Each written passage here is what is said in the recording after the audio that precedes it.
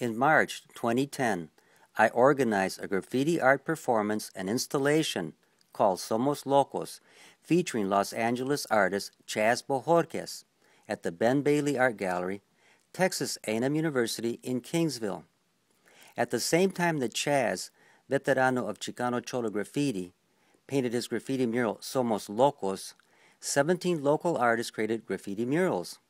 During the 4-day event, a total of 1,200 visitors and students attended a 8-day production of a total of 8 graffiti-inspired murals. A huge crowd of all ages attended the reception. I hope that you enjoy watching the making of Somos Locos and the other graffiti murals, as well as the interview with Chaz, taped live in the TV studio on campus.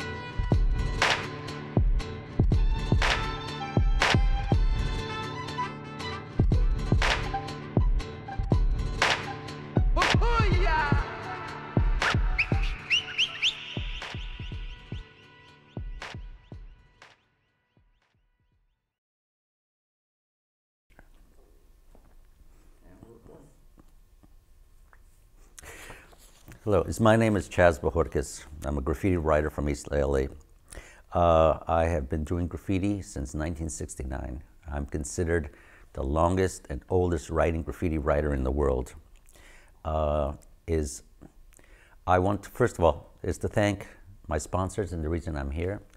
I'm here as an artist in residence a part of the Presidential Series Award, and here in A&M University. And I'd like to thank Dr. Vargas personally, is who invited me, and who we met in Madrid, Spain, at a Cheech Marin show. And in talking, he says, Chaz, you need to come to Texas.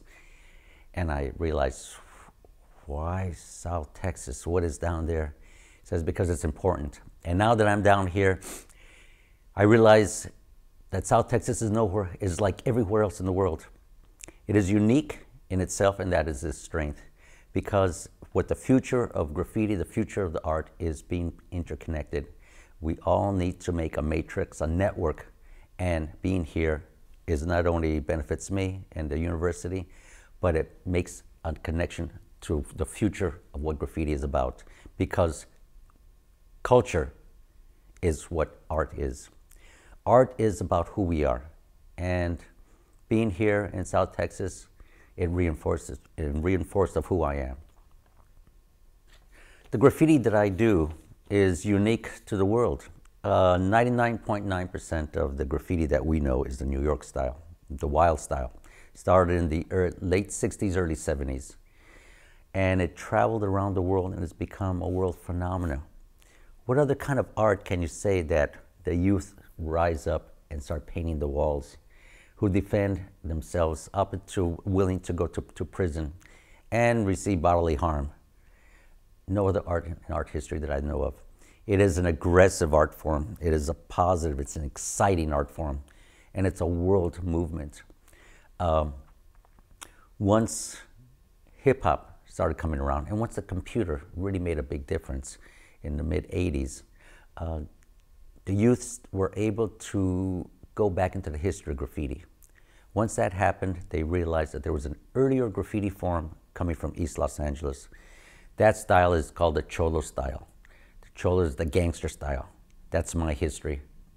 My history goes back back to World War II, back to 1943, during the Latino and the Navy riots there in Los Angeles.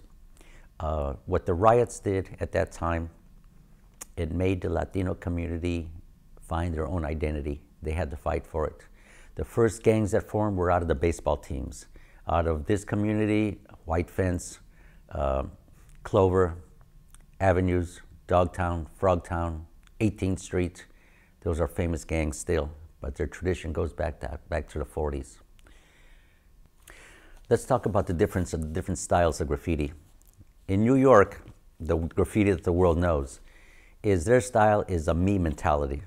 They started writing their names on the subway walls, on subway trains, and their walls in the community in Brooklyn, Bronx, Manhattan.